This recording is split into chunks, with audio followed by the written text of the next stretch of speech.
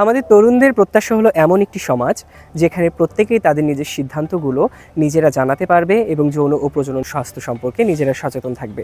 আমরা চাই এমন একটি দেশ আমাদের হোক যেখানে যৌন ও প্রজনন স্বাস্থ্য সম্পর্কে তারা সঠিক তথ্য পাবে এবং মানসম্মত কিন্তু সহজলভ্য তথ্য পাওয়ার অধিকার প্রত্যেকেই পাবে। আমরা দেখতে চাই এমন একটি নীতি যা আমাদের তরুণদের কণ্ঠস্বর শোনে এবং আমাদের চাহিদাকে গুরুত্ব দেয়।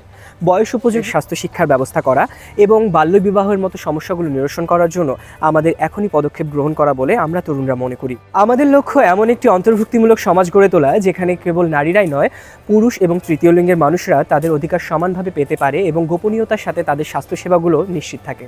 আমাদের প্রত্যাশা নীতি নির্ধারকরা আমাদের দাবি শুনবেন এবং এমন পরিবর্তন আনবেন যা বাস্তবিক এবং দীর্ঘস্থায়ী। আমরা একটি সুস্থ, সচেতন এবং সহনশীল ভবিষ্যতের স্বপ্ন দেখি যেখানে প্রতিটি যুব তাদের সম্ভাবনাগুলো বাস্তবায়ন করতে পারবে। ধন্যবাদ সবাইকে।